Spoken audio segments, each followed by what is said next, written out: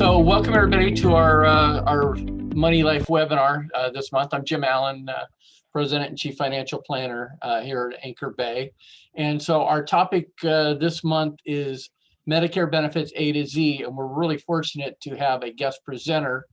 At Anchor Bay, we obviously know all of the details of Medicare and how it fits into your retirement income plan, et cetera. But when it comes down to all of the nuts and bolts, how to enroll, how to pick the right supplement, et cetera, you really need an expert. And we have with us tonight Bob Bernardo of Medicare Benefit Advisers, who is that expert. Bob is someone we worked with for the past couple of years.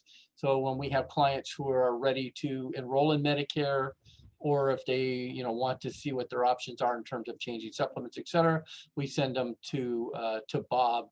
And so we thought we would just have the expert tonight go through everything you need to know about Medicare, how to select the supplements, et cetera. And we'll have plenty of time for questions and answers as we move along. So there may be questions we'll take during the middle of the presentation, but in general, it's, we'll take them at the end. This is being recorded.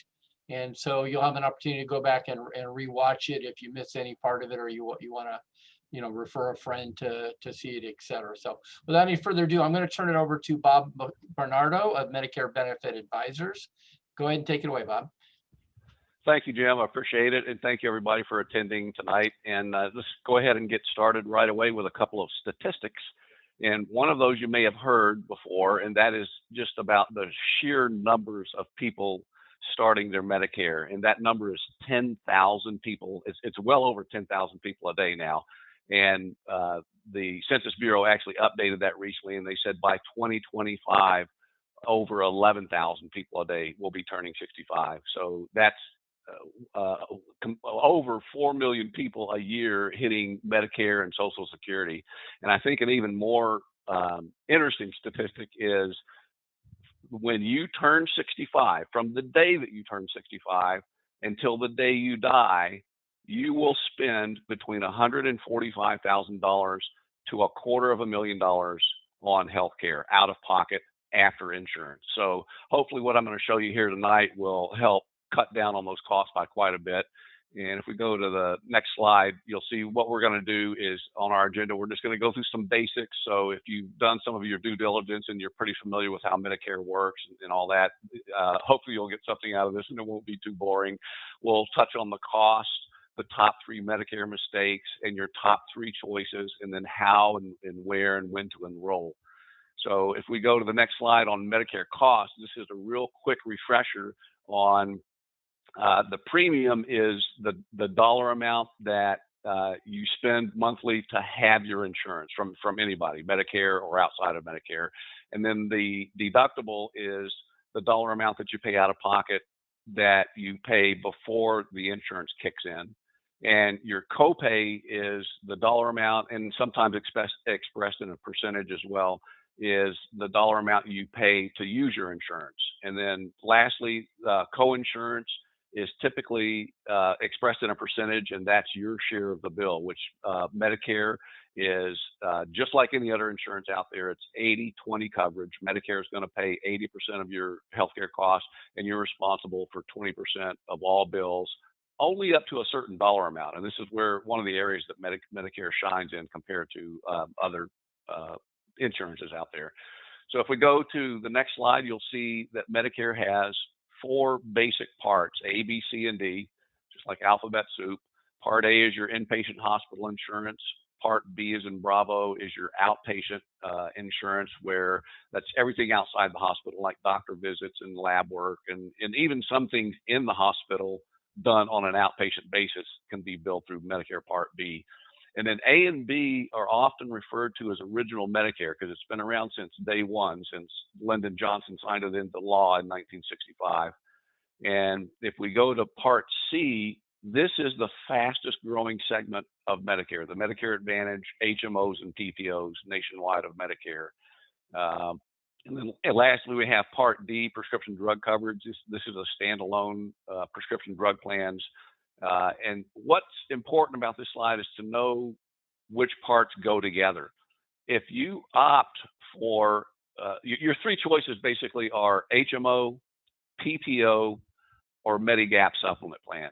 So if you opt for an HMO or a PPO or a Medicare Advantage plan, Parts A, B, and D are bundled into that HMO or PPO, just like the plan you might have right now. It works exactly the same. So there's nothing to add to a Part C Medicare Advantage plan. It's all inclusive. A lot of people ask me if they can add a Medigap supplement plan, like a Plan G, to their Medicare Advantage plan. No, you can't. They're both standalone options. So your first two choices, again, are HMO or PPO. Then your third choice is a Medigap supplement plan, which we're going to go into detail here in a few slides. But with a Medigap supplement plan, you're going to keep your A and your B. You're always going to have your A and your B, and you're always going to pay a premium for Part B, as in Bravo. And then with a Medigap supplement plan, we're going to add a Part D drug plan and a Medigap plan, which is typically a Plan G, which is the only one left that gives you 100% coverage. So if we go to the next slide, we'll dive into Part A in detail here. This is your inpatient hospital insurance. It's premium free for most people if you worked and paid into the system for at least 10 years. You don't have a monthly premium. Obviously, if you go into the hospital, you'll incur some costs there. You cannot be denied coverage. It is portable, meaning you can take it with you anywhere in the United States, and you can go to any doctor, any hospital that accepts Medicare. And Medicare says that's 97% of all providers out there. So that's another reason why Medicare is such good coverage, or such good insurance. And then if we go to the next slide, I'm going to show you about the cost per benefit period. Can everybody see this chart, this chart with the pricing? Does that look good? So this applies only to people that have Medicare Part A and B. It doesn't apply if you have an HMO, a PPO, or a Medigap supplement plan. So this leads to the number one mistake that people make with Medicare, and that is only signing up for Part A and Part B. And that's actually happening more often than not right now because of the times. A lot of people are getting their Social Security early. You can get it as early as age 62.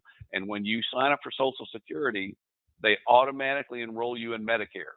So what happens when people getting Social Security, they get their Medicare, red, white, and blue Medicare card in the mail.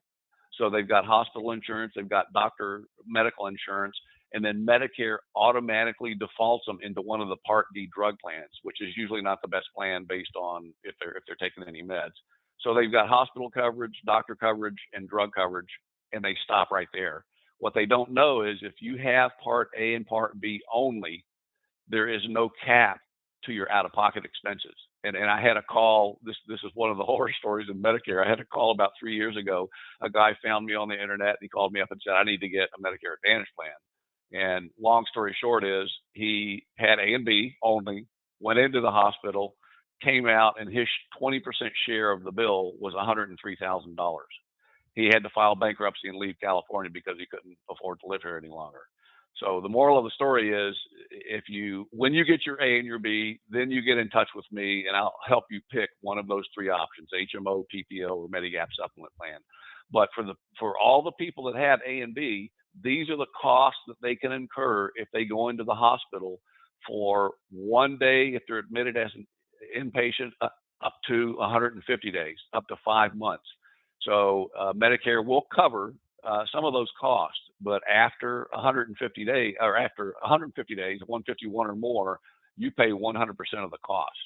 So again, these numbers are here just to show you what could happen, but as long as you sign up for one of your three options, you can throw these numbers out the window because they all change for the good. So we can go to the next slide, which is Part B. So Part B, as in Bravo, is what you'll use the most if you go to the doctor. Like Part A, you can't be denied coverage.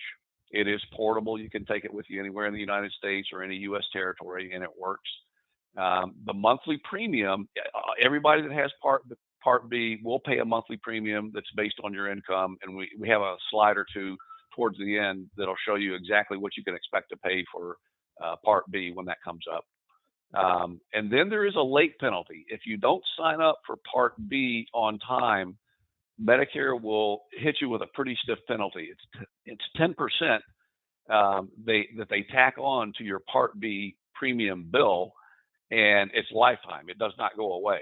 So the only way you can get around that is, number one, you sign up on time, or if you want to delay Part B and Part D drug coverage as well, if you have creditable coverage, which is a group health plan from your employer, that counts as credible coverage. So you can delay Part B for as long as you have that. And I've had people well into their 70s just starting their Medicare because they worked that long, typically self-employed people. But this is important to know. Covered California, VA coverage, COBRA, and retirement coverage do not count as credible coverage.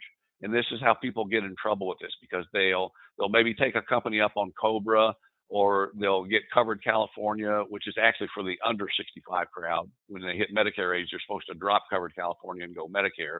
But what happens is I get people that call me and they've been on one of those insurances for 12 months or 18 months, and then they go sign up for Part B and they get the bill and they notice there's a late penalty there. And you can call Social Security and Medicare and talk to you blue in the face, but if you're late, they don't negotiate. They don't budge. That penalty is with you for the rest of your life. So don't be late to the party. Yep. Bob, I've got a question on that as well, because it's something I think before is, so the credible coverage thing, my understanding is if you're working, with a company and you continue to have their coverage, you're okay. But my understanding is if it's like a small company, it doesn't count as credible coverage, and they need to. That's correct. For less than 20 employees. If the company has less than 20 employees, then you have to sign up for Medicare. So the employer is not obligated to still offer you insurance after 65. So then you definitely want to sign up for Medicare, and because the benefits are good. It's the more you look into Medicare, you're going to see it's really great insurance, and it's priced right, and you get benefits that you're only going to get in Medicare. So the same insurance companies that do the group plans, all of them, United, Humana, Blue Cross, Blue Shield, they can do things in Medicare that they can't do outside of Medicare, simply because the economies of scale. There's over 66 million people in Medicare, and there's no group health plan out there that even comes close to that. So as long as you have a company that's 20 or more employees, you can delay your Part B coverage. But if it's less than 20 employees, you have to sign up for Medicare. And Bob, we got a good question. If I could just interject, would the federal employee health plan count as credible coverage for those covered under a federal plan?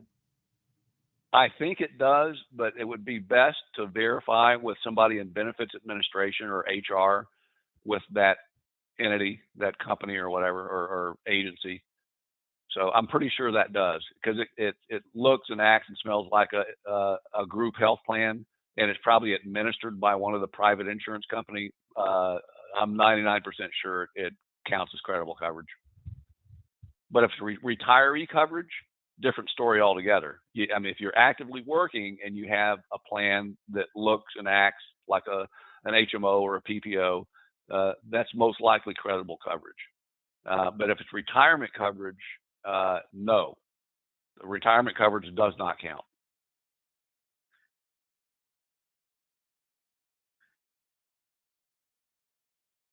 So let's move on to the next slide. Is a chart of the Part B costs. And remember, again, this is for people that only have Part A and Part B, but some of these costs do apply to your three options: HMO, PPO, or Medigap supplement plan.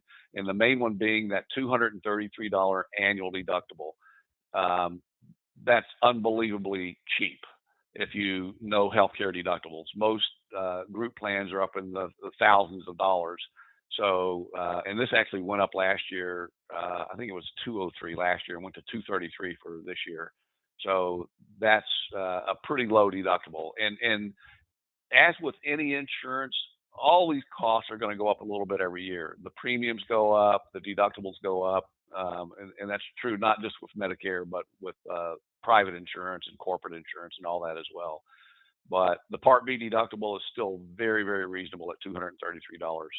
And then some of these costs you'll see in some of the plans, and but 20% is typically standard for Medicare and for all other insurances out there. It's 80-20 coverage. So up to a certain dollar amount. And when we get into the details of the plans, what you'll see with the Medicare plans, like the HMOs in Orange County and LA County, and mostly in Southern California, they have a number that's called the MOOP, the max out of pocket number. That's an annual number, and that ranges anywhere from $500 to $1,000. Meaning, if you have a catastrophic event, then and you run up $1 million hospital bill, the most you're going to pay is whatever that MOOP number is, $500 to $1,000. So it's very, very reasonable. So, and this Part B brings up mistake number 2 of the top 3 mistakes. Mistake number 2 is not signing up for Part B, as in Bravo, or Part D on time. So when you don't sign up and you don't have that credible coverage, you incur the late penalty is 10% a year. It's pretty stiff, and it doesn't go away. So the easy way to avoid that is when your creditable coverage goes away or you retire, you actually have an 8-month period after that to sign up for a Medicare plan. So you get plenty of time, which nobody ever takes that long. But if you don't have that and you have Covered California or some other insurance that's not from a company, make sure you get into Part B on time. And then you can drop the other insurance, because your Part B is going to have a monthly premium. So you don't want to be double paying for the same insurance. So actually, Medicare will, 9 times out of 10, Medicare is going to be better. And Bob, I don't remember if you have a slide on this, but maybe just tell us what on time is. Yeah, one of the last slides is when you can sign up. And basically, when you first turn 65, Medicare gives you a full 7 months to do your due diligence. And it's 3 months before your birthday month, and then 3 months after. So plenty of time to do it. And in a 30 to 45 minute phone call with me, I can run you through all the options and give you ballpark figures on just about everything that are going to be pretty close. And so you can decide. And then if you have credible coverage, you've got a group health plan at work, and you delay your Part B for as long as you want, as long as you have that group health plan, then once the group health plan goes away, you get an additional 8 months to decide what you want to go with. One of those 3 options: HMO, PPO, Medigap supplement plan. So it's either 7 months when you first turn 65, or 8 months if you delay Part B with credible coverage. Does that make sense? Yeah, thank you. All right, so let's go to the next slide, which is Part C, as in Charlie. And again, this is the fastest growing segment of Medicare. In just a few years, probably 2 or 3 years, it's going to be 50% of all Medicare plans out there. And rightly so. These plans are very, very attractive. I actually started my Medicare a couple of years ago with a Medicare HMO, and then switched it over to a Medigap plan. Took advantage of the 12-month trial period that Medicare gives everybody.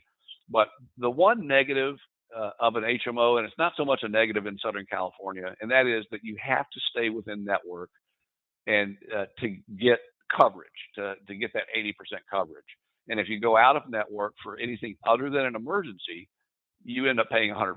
And that's because the insurance companies, if they're not contracted with providers, you know, in Chicago or Miami or New York, they have to pay a lot extra too. So they charge you 100% of whatever you go out of network with. But in an emergency, you're covered out of network with an HMO or a PPO or a managed care plan. So, and that's not really as big of a deal in Orange and LA County, because we've got some really great doctor groups and some great hospital facilities and clinics.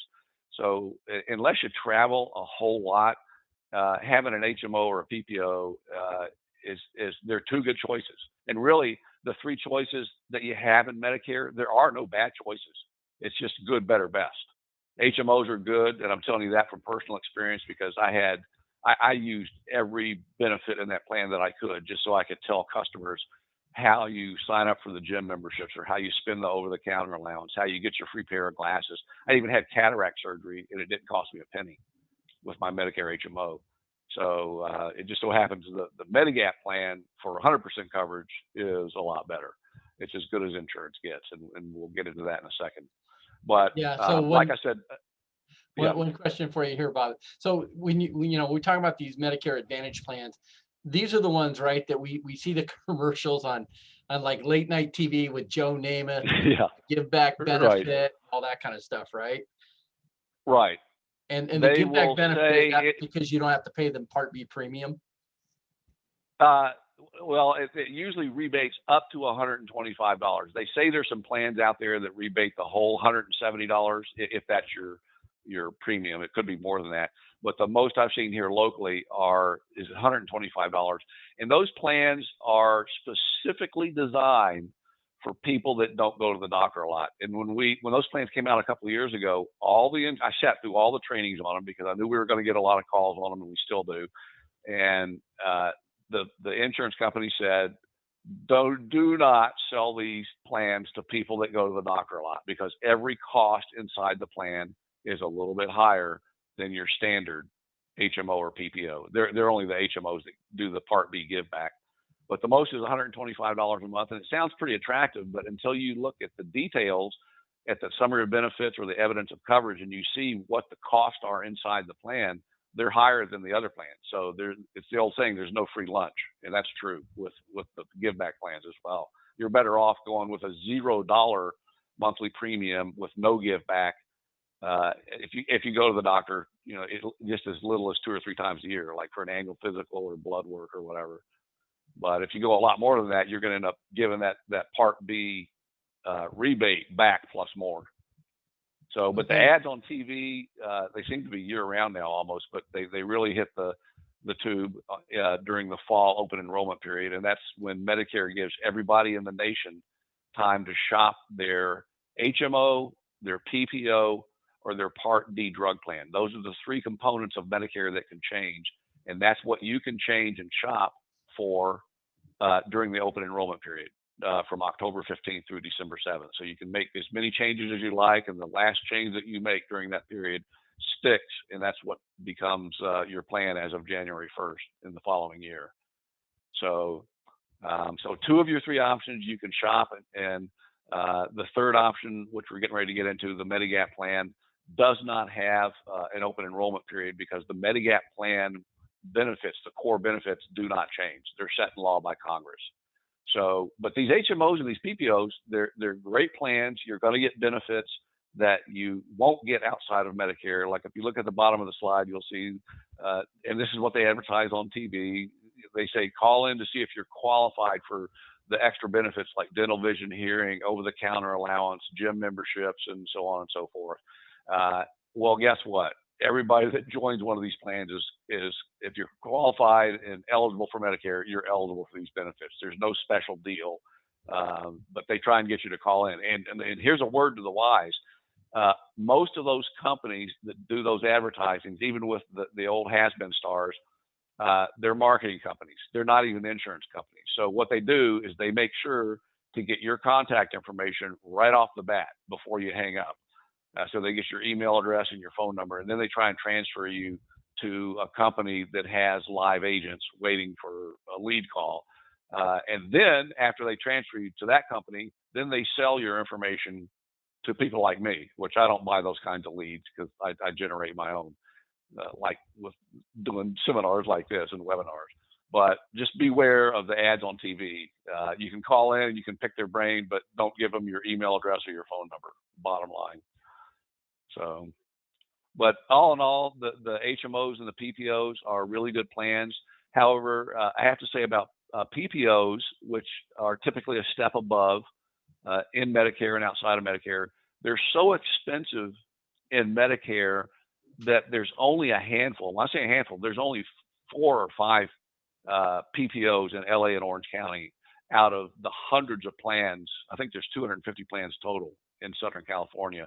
And there's only 4 or 5 PPOs. And the reason why the insurance companies don't offer more of them is they're so expensive, nobody buys them. They either buy the HMO for $0 monthly premium, or they pay a little bit more money and they get 100% coverage with Medigap supplement plan. So, so really your choices are HMO, which are not bad. You can look at the PPOs, but you'll see if you get into the detail and you look at the summary of benefits, you'll see the cost. Every time you walk in the door, they're charging you something. And that's not the case with the HMOs. There's a lot of zeros on those benefits where they don't charge you anything, like generic drugs. If you take generic meds, tier 1 or tier 2, a lot of times they're $0 for a 90-day supply. So, and rightly so, they should be.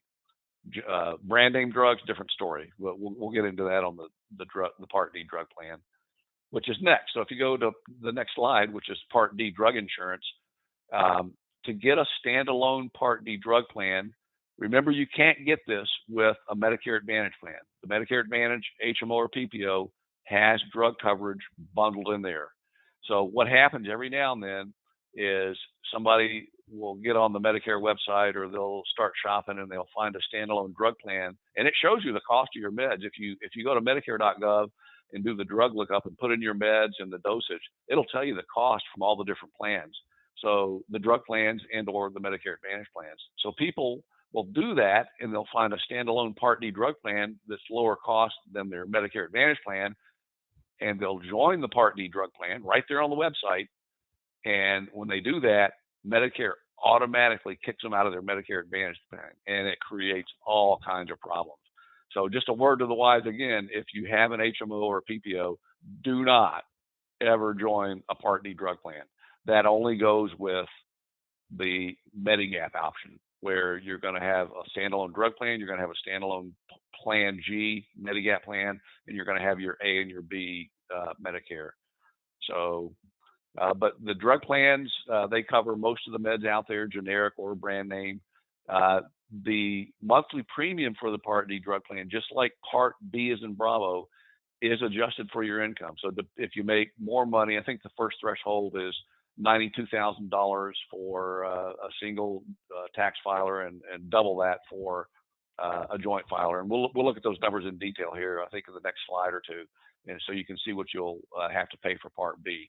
So the bad news with with the elevated premiums, if you have an elevated income for Part D and Part B, is when you retire, most people's income drops, and Medicare and Social Security know that. So there's a form that I can send you.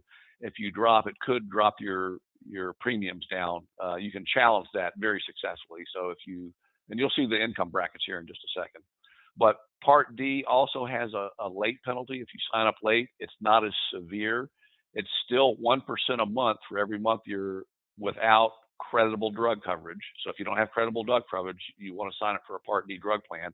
But the penalty, which is 1% a month, is based on the national average drug plan, which is $33 a month. So 1% of $33 is 33 cents. So not that big of a deal. But again, it's a lifetime penalty, and it never goes away. So that's Part D drug plan. So that's A, B, C, and D. What do we have for the next slide? Let's look at Medigap plans and kind of go into some detail on that. So this is option number 3. The Medigap plans, there are 10 plans to choose from, lettered A through N, and all you really need to know is right in the middle there is Plan G, as in golf. That's the only plan left that gives you 100% coverage. So the way it works is you have 100% coverage after you meet the Part B deductible. You'll see over to the left, about 5 lines down, it says Part B annual deductible. There were 2 plans, Plan C and Plan F, as in Fox, that they still exist, and you can still buy them, but the premiums are so much higher than a Plan G, it makes more sense now to buy a Plan G and pay that $233 deductible than it does to pay the higher premium in a Plan F. So Plan G is where all the new money is going. It's 100% coverage after you meet your Part B deductible of $233. If you don't go to the doctor enough to meet that deductible, that's an annual number, then that's money in your pocket as well. But when you do meet it, then the way the Plan G works is when you go to the doctor, you show them your red, white, and blue Medicare card, and they'll immediately ask if you have a supplemental plan, and they're talking about this Medigap plan. So yes, you can show them your supplement Plan G card. your provider cannot bill the Medigap company, and it's a private insurance company. It's either Blue Shield or Humana or United or Anthem, the big guys, and there's a lot of small companies that do Medigap plans. The contract with a Medigap plan is between Medicare and the Medigap company. So when you go to the doctor and they perform a service, they bill Medicare. Medicare promptly pays their 80% share. Then Medicare looks to see if you've met that deductible, that annual $233 deductible. If you've met that deductible, then Medicare instructs the Medigap company to pay your doctor by a certain date and whatever your 20% share of the bill is. And it works like clockwork. I've used mine earlier this year. I had throat cancer 6 months after I got my Medigap plan, and I was so happy. When I got my bill for the $233 deductible, I sat down and wrote a check as fast as I could. I was very happy about that. But the Medigap plans are guaranteed issue when you first turn 65. It doesn't matter what your health is. Medicare gives you either a 6-month window or a 12-month window to pick a Medigap plan and enroll in it. If you go beyond that time frame and you want to get a Medigap plan like in year 2 or year 3 or year 4, and I get calls like this all the time, my first question to people is, how's your health? Because if you have any chronic issues and you're past that initial window of guaranteed insurance, they will deny you coverage. So if you have heart, lung, liver, kidney, dementia, cancer, they will deny you coverage. They don't want to insure you at 100%. But in the first 6 months, they have to insure you. No health history questions. And you can stretch that out to 12 months if you start your Medicare with an HMO or a PPO. Medicare gives everybody a 12-month trial period to try one of those plans. And that's exactly what I did. For the first 11 months, I had an HMO, and I used every benefit in there I could. In month 11, I switched it over to a Medigap plan. That was last August. And then 6 months after that, I had a little lump in my throat and went to the ENT, and he said, you have throat cancer. And I paid $233 for tens of thousands of dollars of medical bills. So that's Medigap Plan G. And again, the core benefits of a Plan G: 100% coverage anywhere in the United States with any doctor, any hospital that takes Medicare, no referrals needed. There is no network. Your network is the United States. 97% of all the doctors take Medicare, and hospitals as well. So, and once you get it, they cannot cancel you. The only reason they can cancel you is if you don't pay your premium. So this is why I always recommend, if you get any of the 3 bills, if you have a Medigap plan, you get 3 bills. Part B is in Bravo, Part D is in drugs, and then Plan G. Set them all on auto pay, especially the Part B premium that goes directly to Medicare.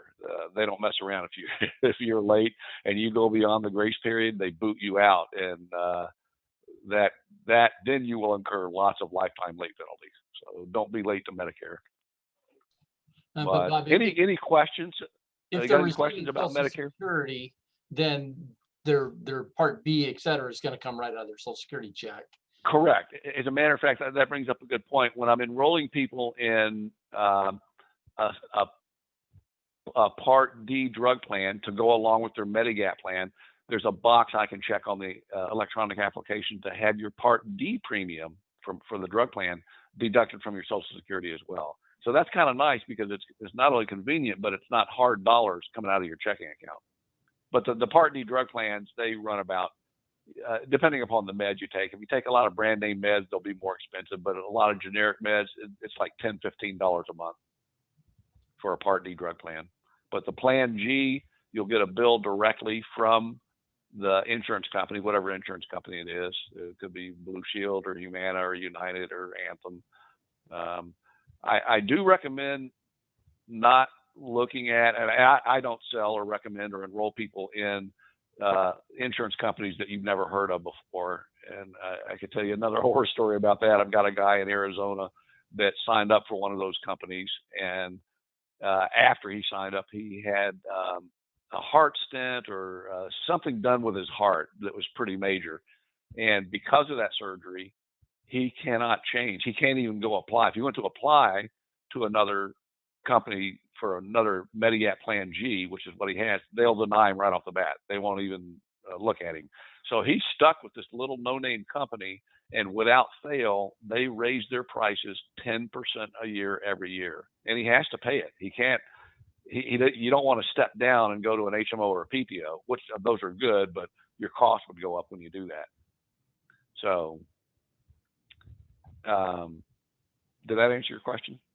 Yeah, Bob, we've had about half a dozen questions, and we figured we'll save them to the end.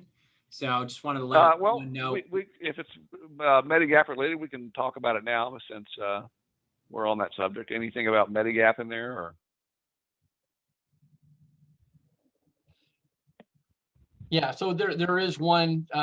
If you have Medigap now and look to another company for a better premium, do they still have to cover you, or is that a non-cancelable feature applicable only to the company you're with? Great question. I almost forgot about to talk about that.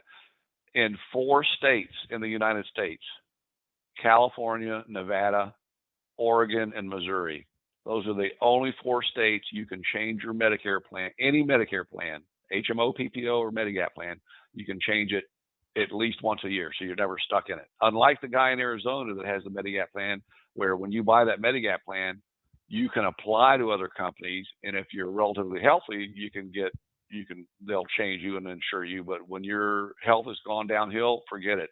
But here, it doesn't matter. Every year during your birthday month, you can change your plan. So yes, if you start with a plan from United and Anthem, typically what I find is this: Anthem and United have better rates for 70 years older and older up. And then typically Blue Shield has pretty good rates. Right now, I think they have about the best rates for new to Medicare, 65 to 70 years old in there. But yes, if it warrants, and if the price difference warrants where you want to change, you can change with a phone call to me. And all you typically will notice, the rule is you can change from an equal plan or less.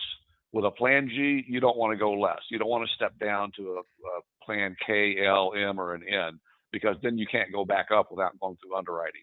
But you can go from a Plan G from XYZ company to ABC company with just a phone call. So kind of a related question then is, I know the benefits are the same in all Plan Gs essentially, but what about the premium? So let's say you've got XYZ Plan G now, you're going to switch. Are they going to underwrite you, and is the rate based on your health? Or no? Well, if you go through underwriting, yes, it's always based on your health. But typically the trick is to do it during your birthday month in California. So there is no underwriting. So it's just whatever the rate is, and they can't arbitrarily raise your rate and not raise everybody in that Plan G's rate. So the rate, so they do their rate increases in late spring, early summer. So they don't really get mixed up in all that open enrollment confusion in the fall. So they purposely wait till this time of year, or a little bit. The rates for 2023 are already out for the Medigap plans. So the rates are there. It's guaranteed issue, no health history questions asked. If you change from a Plan G to somebody else's Plan G, all you do is shop price. And I can tell you this, I don't know how they do it. They have spies or something within the company. They all know what each other's doing, and their prices are usually within $5 or $10 of each other. So, and that's kind of borderline if you want to switch it. But you can. I mean, if it's a $5 or $10 and you like one company over another, you can switch with a phone call. Okay, but we've got several clients that are out of state, and so other than those 4 states you mentioned, for them, they're probably going to underwrite them, and they could potentially lose coverage or be denied coverage. Correct. So and that's why they always tell you, don't cancel your existing plan until the new one is approved. So, but for somebody new to Medicare or somebody doing a birthday rule change, it's just a formality. You know it's going to happen. So, got it. No underwriting, which is nice. And the underwriting, they do go into detail, and they do a 5-year look back. They look at past surgeries. They look at future surgeries. They ask if you are a candidate or if you've been recommended to have surgery in the next year or something like that. So they want to know everything. Great, thank you. So we have several more questions, but we'll save those since they're not related Okay. to the gap. So if we go to the next slide, this we kind of touched on a little bit earlier, but this is the 7-month period that you can sign up for Medicare, 3 months before your birthday month, and then 3 months after. And Social Security does something funny. When you sign up after your birthday month in month 5, 6, or 7, for some reason they delay it. I don't know if it's like a penalty or just not doing it earlier, but usually it takes 30 to 60 days when you sign up after your birthday month. But you still have that time to do it and not incur any late penalties if you don't have other coverage. Because a lot of people will drop their group coverage the month that they retire. I have a lot of people that retire on the first of the month, and that means they have their group plan through the end of the month. So all insurances always end at midnight on the last calendar day of the month. Medicare always starts on the first calendar day of the month at 12:01 a.m. So there's never a gap in coverage. So, but you can sign up for, this is your initial election period, what you're looking at here. And then if you have group coverage, most of the time I recommend that people sign up for Part A only, hospital insurance, because that'll just add an extra layer of hospital insurance should you need it to what you have at work. And your work will still be primary, Medicare will be secondary insurance. So if you go in the hospital, chances are Medicare is going to come in and pay some or all of those hospital bills. And then when you move away from work or you drop the group health plan, there's a couple of forms you fill out that I can send you to start up your Part B. One of them goes to the employer and they fill that out as proof that you had credible coverage. And then the other form you fill out, you put them together and mail them to the local Social Security office, and they start your Part B up whenever that is. Yeah, so kind of a question along those lines too, Bob, is from what I see from working with the variety of clients, a lot of times if they become Medicare eligible, it's cheaper to go into Medicare and get the Medigap policy or whatever than it is typically for their group coverage, or if they're uncovered. And better insurance. And it's usually way better insurance too. Again, these companies, they can do things in Medicare because of the economies of scale that they can't do outside of Medicare. They have the funds to do it, and they do it. So it's, this is the only place in the country that you or me or anybody else can buy 100% coverage. The only other place you can get it is if you're a Medi-Medi, if you're on Medi-Cal and Medicare and you don't want to be there, because that's, although the insurance is good and it doesn't cost anything, but you're, you don't have any assets or anything. You have to qualify income, be very low income to qualify for full Medi-Cal benefits. Right. So a lot of times when they become Medicare eligible, we should look at, you might get a raise by switching.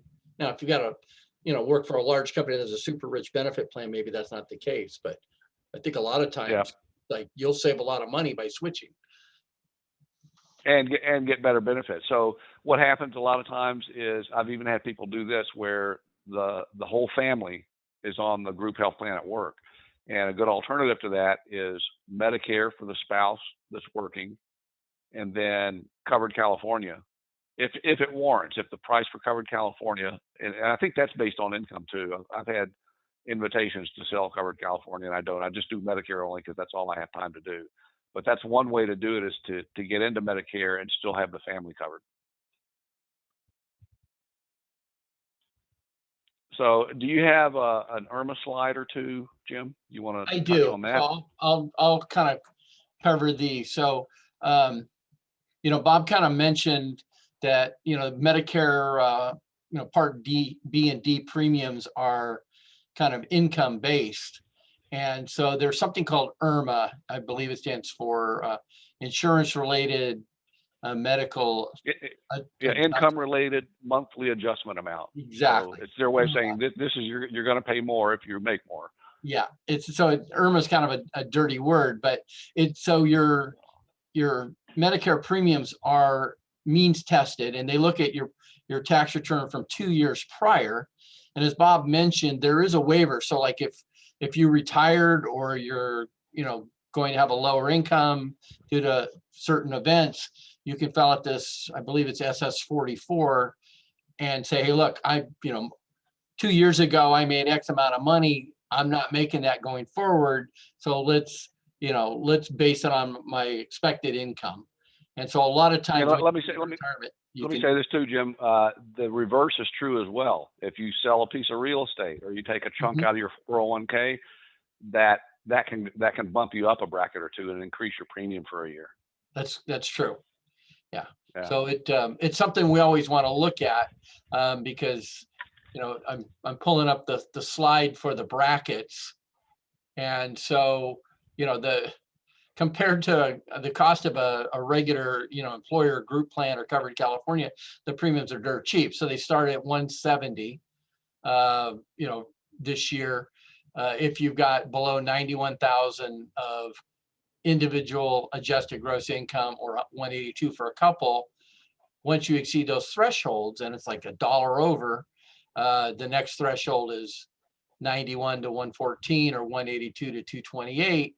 Now your premium's gone up roughly $70 a month to 238. And then you can see the next bracket, it goes to 340, then to 442, then to 544. And if you're making above 500,000 single or 750 married, your premium is 578 for your Part B. And then you can see what the Part D premiums are as well. So, if you're in that top bracket, you're making, say, a married couple, your AGI is more than 750,000, you're looking at like $650 a month roughly for just the Medicare premiums, which again still may be cheaper than what you're paying. But the point is, this is something we have to look at when we're running your tax projections and doing tax planning. We want to make sure that we're not throwing you into this IRMA bracket, because an extra $170 a month or something times 12 months, that's a couple $1,000s of extra premium. And so that can raise your effective tax bracket. So we want to be careful about IRMA planning and plan around it as much as we can to make sure that we're not subjecting you to these higher premiums. I don't know if you want to add anything to that, Bob. Well, I'll just add something. There was a related question: is Social Security considered income? And it would be, to the extent that it's taxable.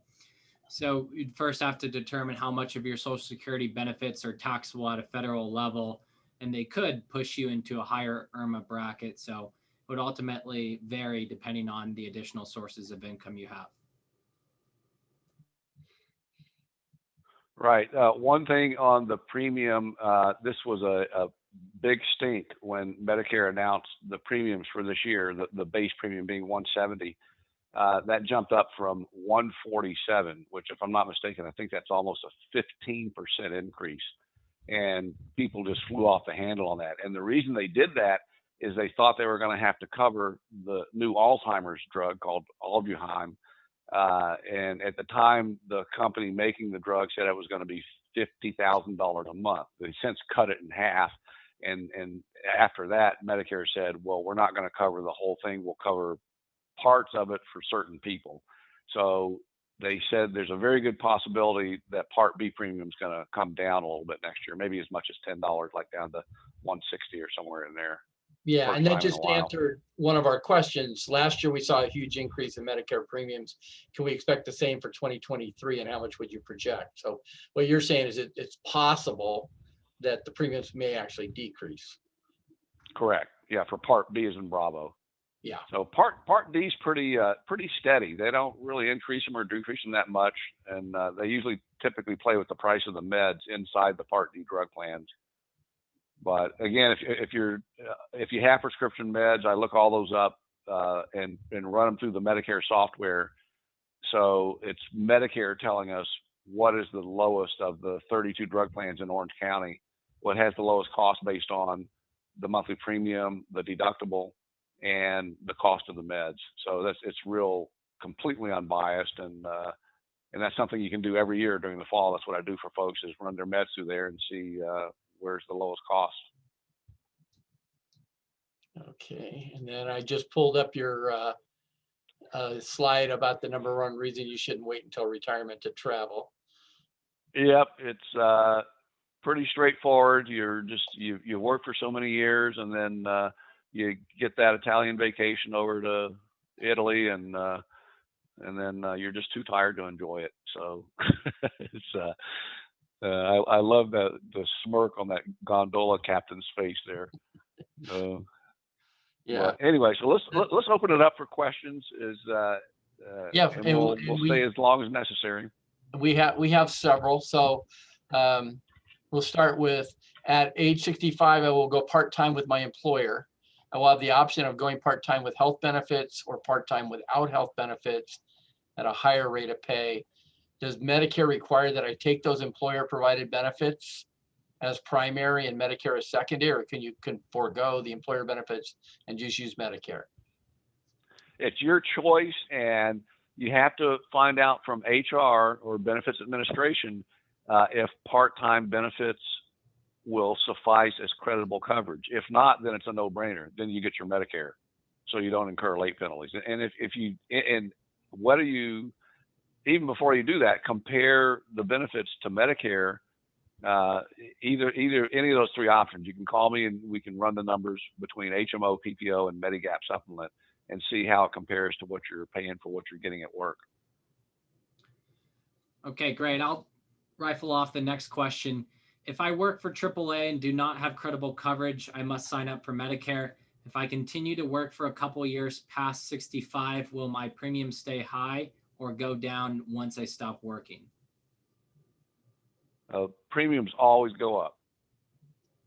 So and it depends upon the type of plan you have. If you have a Medicare HMO, chances are the vast majority, 75% of those plans in Southern California have no monthly premium. And the next question people ask is, how can they do that? Medicare pays the insurance companies, it's called capitation. They pay the insurance companies to manage those plans for them. So as soon as you join an HMO plan, that insurance company starts getting a check of about $800 a month from Medicare. The primary care physician that you designate as your primary care doctor in the HMO, he gets part of that as well. So whether you go to the doctor or not, the doctor and the insurance company are getting money from Medicare for that. So again, you have to just compare costs and see what the difference is. But if you have premiums in Medicare, Part B, likely to go down a little bit next year. If you have a Part D drug plan bundled with a Medigap supplement plan G, they will go up in the neighborhood of 4 to 6% a year, depending upon the company. Okay, perfect. We got another one here. Does out-of-network coverage for emergencies include internationally? Yes and no. For an HMO, some companies have started to add international coverage. But you know what, emergency, that's a good question. I know some HMO plans and some PPO plans now offer international coverage, but I don't know if it's for emergency. But in the U.S., yes. And there's also, if you backed up to that Medigap slide, most of those Medigap plans, including Plan G, do have a foreign travel component that works like regular insurance, meaning it has a deductible of $250. It's 80-20 coverage, so you're responsible for 20% of the bill for foreign coverage, and it has a $50,000 lifetime max. And I actually have a customer in Mission Viejo that used that in Mexico a couple of years ago. Him and his wife spend about 6 months a year in Acapulco. And 1 year he thought he was having a heart attack, so he went to the local hospital. And he was in there 3 days, and he said they probably did $600 or $800 worth of observation work. And when he got back, he got the bill for $12,000, and his Medigap plan immediately paid it. He had a Plan F, as in Fox at the time. And he said, be sure and tell your customers if they're ever thinking about skipping out on a foreign hospital bill, this hospital used a billing service in New Jersey. So they knew what they were doing. They want their money like everybody else. So they got their $12,000, and then we switched his plan from a Plan F to a Plan G. He saved money, and then that $50,000 lifetime max started over again. So, but I could check. If you want to send me an email, I can check and see if the foreign component covers emergency. I'm sure it does, because it's just like regular insurance. So, but the HMO plan would have to designate that they offer foreign coverage. If they don't offer it, then it's I can tell you definitely it's not going to work out of the country. Okay, we have another question regarding HSAs, which I think is a good point. So the question about going part-time with the the employer and which benefits to pick. So if that employer is providing a high deductible plan and it's an HSA, if you've reached Medicare age, you can't contribute to the HSA anymore. You can still have it. No, you can, as long as you don't.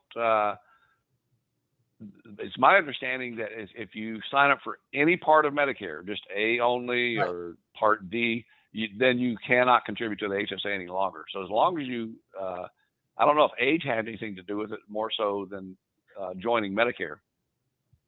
I thought it was Medicare eligible. My knowledge, it's age 65. Yeah. Okay. You'd be able to have the HSA, you just can't contribute. Right. Yeah. So in the your question here, it essentially and we'll confirm it and email you, but if you can't contribute once you're Medicare eligible or age 65, then there would be no benefit to having the high deductible health plan, because you can't contribute to the HSA.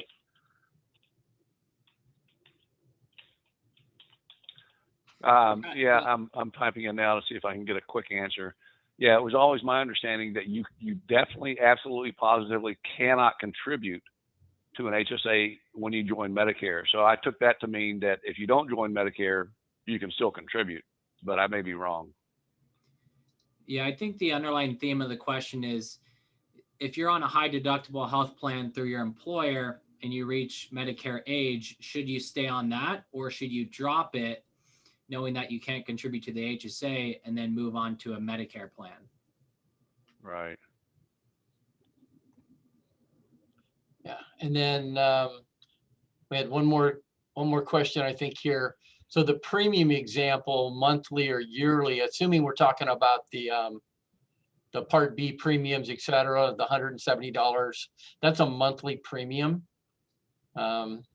So, the 170 or 238 or 340, depending on where you are with IRMA, those are monthly premiums. And correct. And when you're not Part D, you said drug. Yeah. Yeah, they bill monthly. When you're not getting Social Security, Medicare will send you a quarterly bill. And you can actually, when you sign up for Medicare and you get your Medicare number, you can go create an account on mymedicare.gov, which is a real good account, because that's where you can view all of your Medicare claims. You can print a new card online there and all kinds of stuff. But real easy site to navigate. But you can go there and look at everything that has to do with your personal Medicare. Right. And so if you want to, I was going to say, if you want to change your quarterly bill to a monthly bill, you can do it on mymedicare.gov as well. Yeah. So we just got another question. Just to be clear, if you want to change Medigap plans for a better premium, then the best time to change is during your birthday month to avoid any issues. And this particular the only time you can change, yeah, is your birthday month. Yeah. Yeah. So that's the answer to that. So then one kind of final question I have for you, Bob, is, again, the premiums are obviously going to vary, et cetera, but kind of just ballpark, your typical 65-year-old, what's the rough cost of like a G for, someone here in Southern California? Blue Shield has the best rate going, right around $130, depending upon zip code. So this is why I like Blue Shield.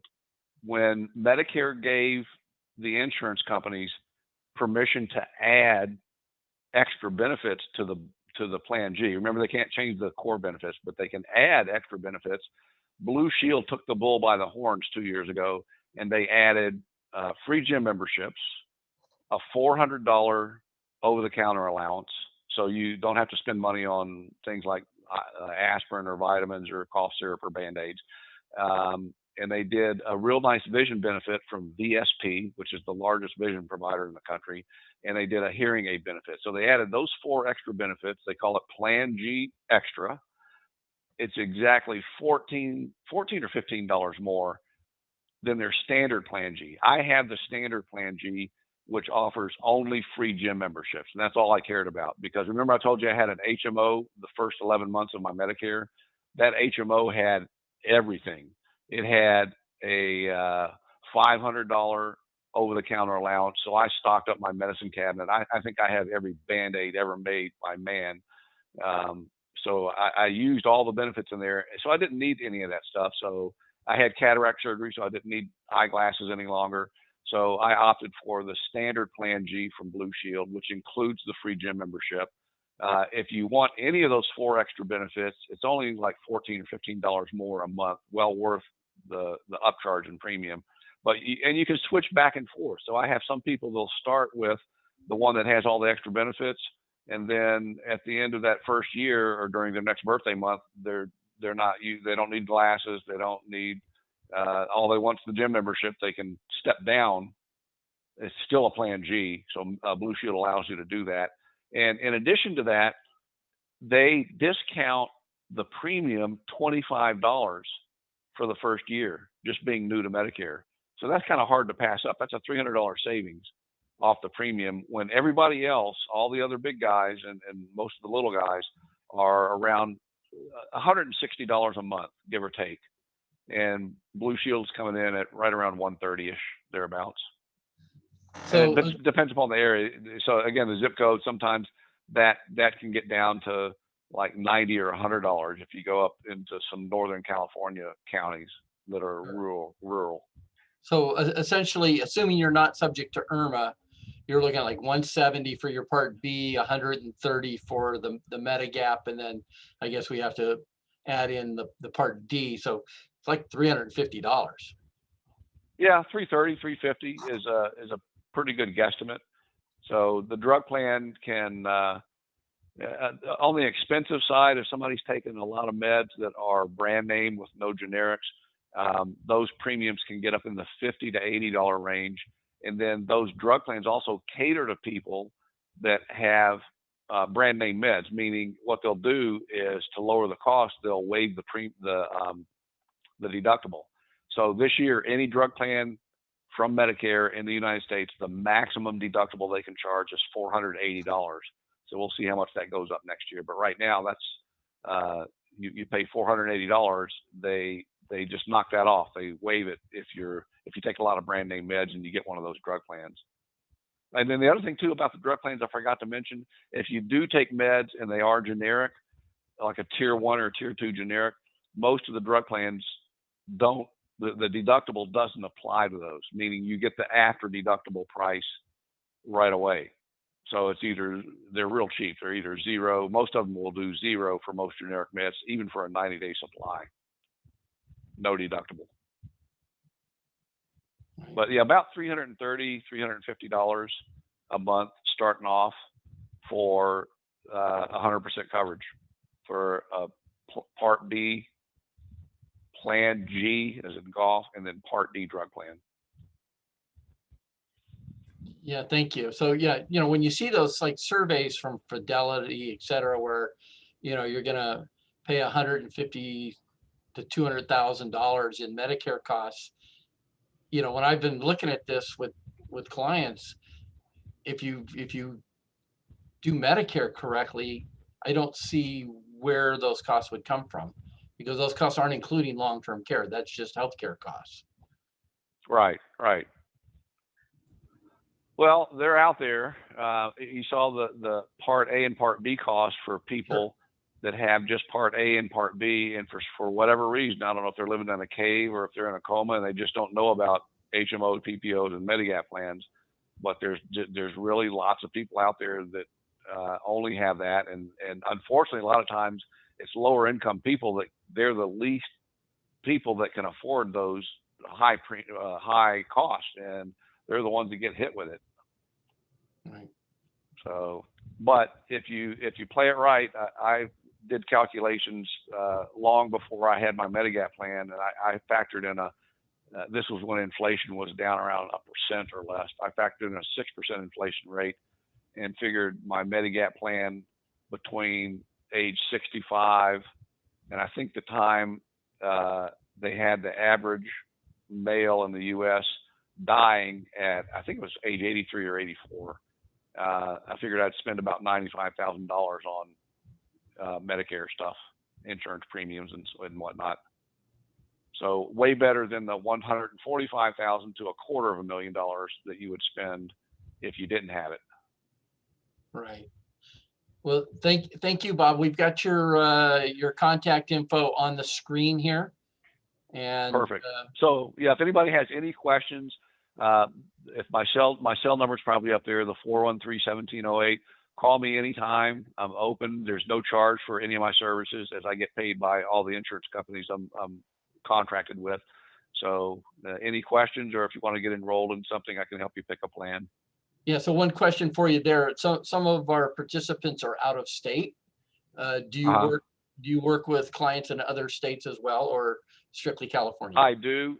I have 13 states here locally: Nevada, Arizona, Texas. I think my New Mexico license lapsed, but I can get it in about a week or two. Obviously, California. I let Florida go because that's one of the most expensive states in the country to do business. Florida and Illinois. The Illinois license to do business, insurance business there is way more than I get paid. So I let Illinois go, but yeah, just let me know if you have somebody in what state. I can let you know if I can get that one, or if I already have it. Great, thank you. Blake, do we have any more questions? So we got a couple ones. I can take this one. I think this is a good example. My income was $228,000 in 2020. Will I have to pay a $544 premium if my Medicare starts in October? My AGI was $50,000 in 2021. So because of IRMA is based on the previous 2 years tax return, technically you would, if $544 was that premium based on the tables. So what you would want to do is submit that SSA 44 form to the Social Security Administration in August before you start your Medicare, to hopefully avoid that sharp increase in your monthly premiums. Yeah, they usually respond to those pretty quickly too. And if you ever need the local phone number, don't ever call Social Security at 800-772-1213. That's their national call center, and you will literally sit on hold for 2 to 3 hours. On my website, there's just a page called Links, and if you go there, I put up a spreadsheet that has every Social Security office in the country, and it's the local phone number. When you call there, you get a live body on the phone in 5 to 10 minutes. And so I don't think it has the address, but there's also a website on the internet. If you just, it might be Social Security, but you can Google the closest Social Security office to you by putting in a zip code and get the address. So you have to mail those 2 forms in. The IRMA form, it's 1 form actually. You have to mail that into the local office. And then when you mail it, I would make a mental note to follow that with a phone call in about a week after you mail it to make sure they got it and they're working on it. Okay, so one last question. What is scan coverage? I'm assuming that's one of the Medicare Advantage type plans. Scan Health Plan is based in Long Beach. They are probably the fastest growing Medicare company in the United States. They just expanded over to Arizona and Nevada, and they have a following. They probably have the most loyal following of any company out there, big or small. So they're right now they're a regional company, and they offer HMOs only. So they have 3 or 4 different plans. Their main go-to plan is called the Scan Classic plan. They came out with last fall, just about a year ago, they came out with a Part B rebate plan, and they blew everybody away. They didn't raise the cost, but only on a few things in that plan. And they expected they were going to do 25,000 applications during open enrollment during that period from October 15th to December 7th. They did 75,000 applications. They had to shut the plan down. It was getting so oversubscribed. So because they got to pay out $125 for that Part B rebate plan. So, but Scan's a good company. They've got a great reputation. The only issue that I've had with Scan is when I'm looking up doctors for people to see what plans the doctors take, sometimes Scan has them. They've got a pretty good following from both patients and the medical community. So, but that's the only drawback whatsoever that I've ever had with Scan is they didn't have all the doctors, where some of the bigger guys like United or Humana, that's number one and number two in Medicare. They have the largest provider networks of anybody. But Scan's a good company. Great. Well, we appreciate. Yeah, we appreciate you hopping on. Thanks so much for your time. We got to ask for your direct email address, which I have is info@MedicareBenefitAdvisers.com. What we'll do is we're going to send a follow-up email to everyone with the link to the recording so you can watch this presentation again. We'll also include Bob's direct email address and his contact information so you can get in touch with them. But overall, we really appreciate your time, Bob, and hope everyone has a great rest of your evening. You bet. Jim, Blake, thank you very much. And thank everybody for attending, and don't hesitate to call me anytime. All right. Thank you, Bob. We'll talk to you soon. All right. You bet. Everybody have a great evening, and hopefully we'll see you next month for our July Money Life webinar. Talk to you soon. Bye.